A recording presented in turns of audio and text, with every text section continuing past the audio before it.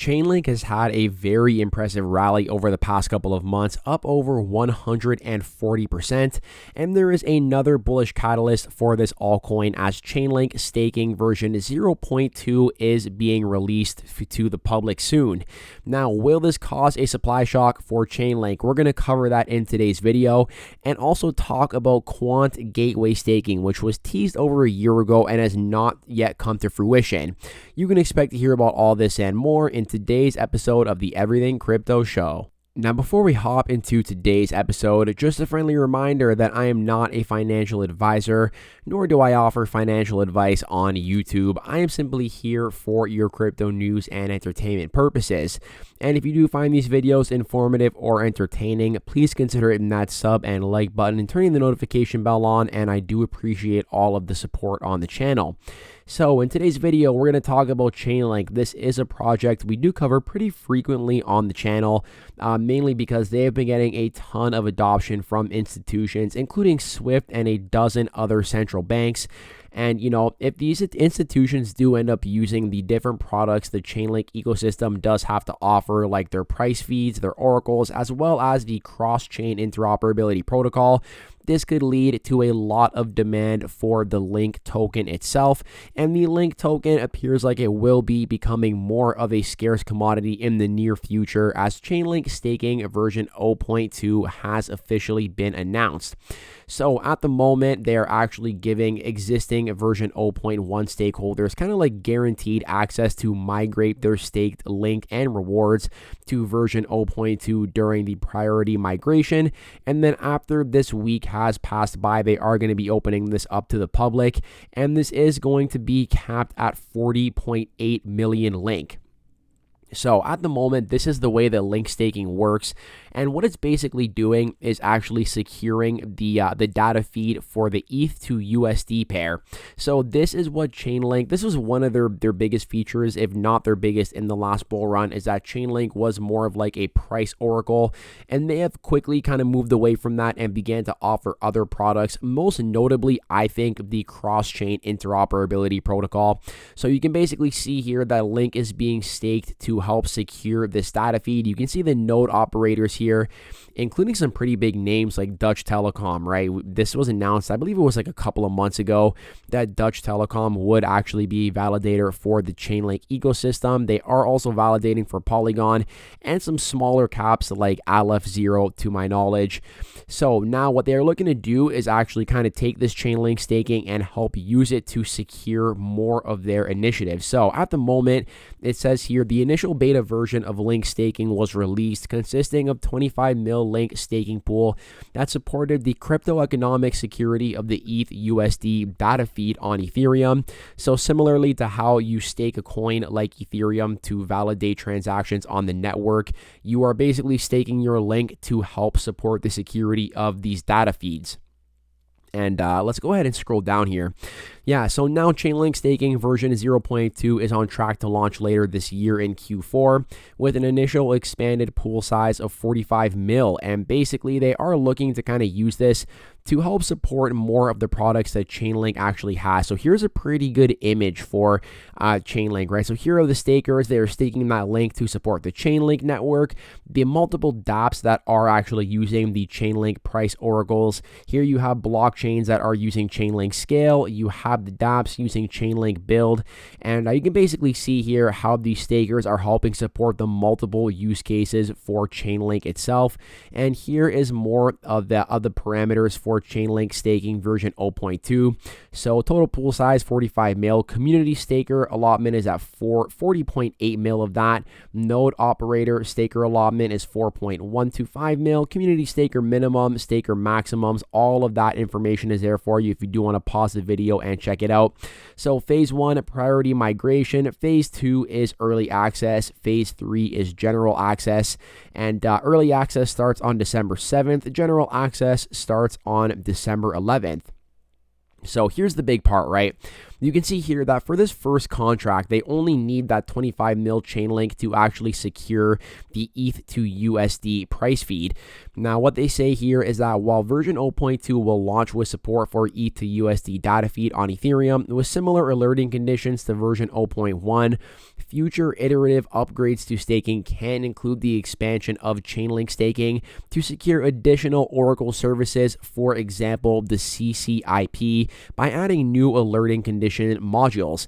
As new Oracle services are secured by CHAINLINK staking, the modular nature of version 0.2 and the upgraded reward mechanism makes it easier to introduce new sources of rewards such as user fees.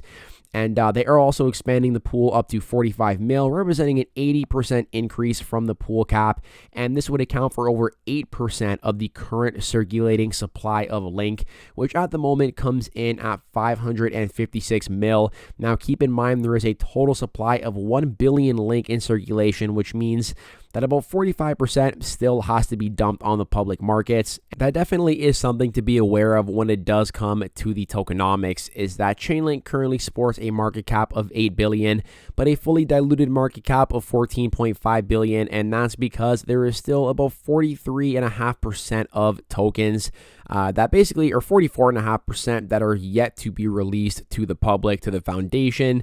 And that's just something to keep in mind when it does come to this project, especially if you are looking to hold it for the next couple of years. But if you are staking your Chainlink, depending on the yield, that could definitely be a very nice way to mitigate some of the inflation that is caused by just the tokenomics of this project in and of itself. Now, I think the most interesting thing about Chainlink here really is the fact that they are looking to kind of expand the services that staking does offer and move away from only offering support for price feeds, moving into things like CCIP, which once again, I think is going to be a much bigger use case for Chainlink. I think that interoperability is going to be huge in the next bull run, and the CCIP enables for the actual transference of, first of all, building cross-chain applications, enabling cross-chain real-world assets, scaling cross-chain ecosystems, connecting private and public blockchains, and enabling token transfers across different blockchains. This is what the CCIP does offer.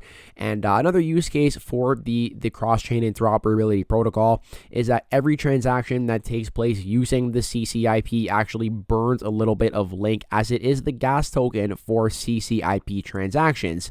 So actually being the gas token for the CCIP, getting some Chainlink staking to help support this protocol as well. I definitely think that will increase the demand for the Link token itself. And it is worth noting that Chainlink did actually just have a successful test pilot here with Swift, where they basically look to unlock the potential of tokenization with successful blockchain experiments. So Swift released the results from a series of experiments, and basically what they did was they looked to connect private and public blockchains, connect them to each other, and they worked with more than a dozen financial institutions and market infrastructures and Chainlink. Swift successfully demonstrated that it can provide a single point of access to multiple networks using existing secure infrastructure, thereby significantly reducing operational challenges and investment required for institutions to support the development of tokenized assets.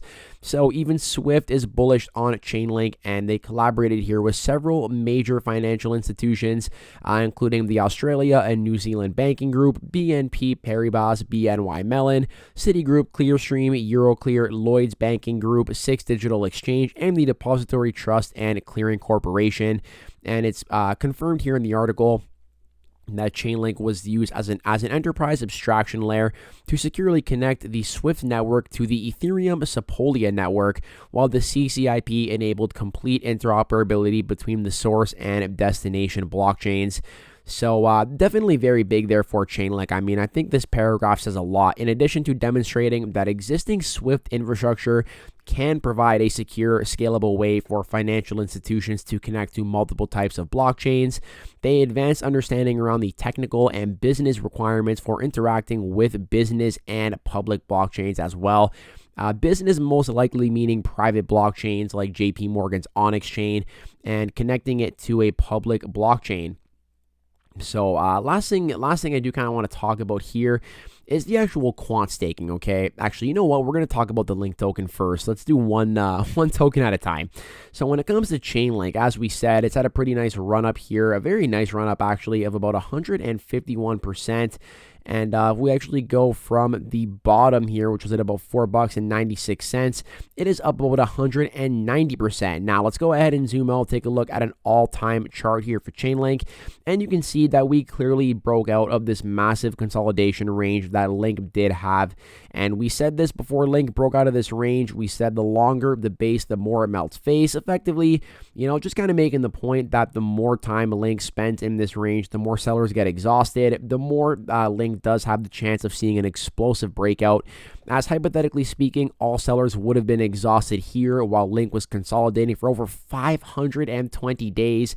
And then, yeah, on that breakout, you can see just some straight green candles on the weekly.